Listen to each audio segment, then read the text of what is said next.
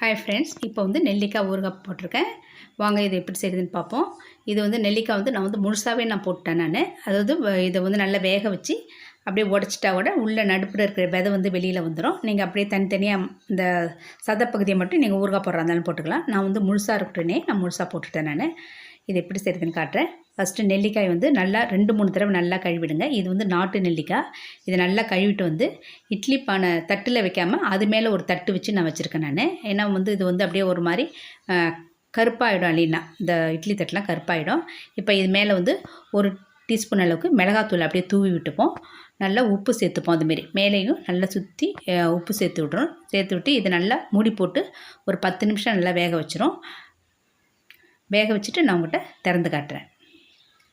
இப்போ பாருங்கள், ஊறுகாவை நான் வந்து எடுத்துகிட்டு இப்போ வந்து ஒரு வானலில் வந்து ஒரு டீஸ்பூன் அளவுக்கு கடுகு சேர்த்து இதை நல்லா வந்து பொரிய விட்டுப்போம்.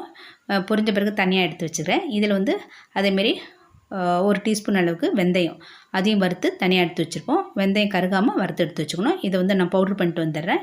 இப்போ வந்து அதே வானலில் வந்து எண்ணெய் விட்டு நல்லெண்ணெய் தாராளமாக விட்டு கடுகு ஒரு டீஸ்பூன் கடுகு போட்டு பொரிஞ்ச பிறகு இந்த வேக வச்ச நெல்லிக்காய் இருக்குது பாருங்கள், அதை வந்து இதோட நம்ம சேர்த்துடலாம்.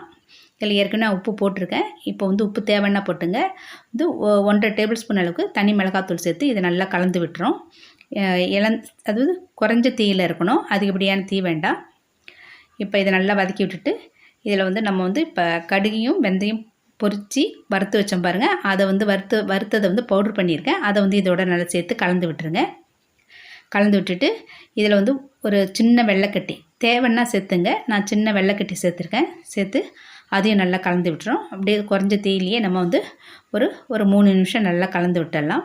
இந்த நெல்லிக்காயை வந்து நீங்கள் அப்படியே விதையை எடுத்துகிட்டு கூட செய்யலாம். நடுப்புற விதை இருக்கும். நான் முழுசாகவே போட்டுட்டேன். இது நல்லா சாதத்துக்கு, தயிர் சாதம், சாம்பார் சாதம் எல்லாத்துக்குமே தொட்டுக்கலாம்.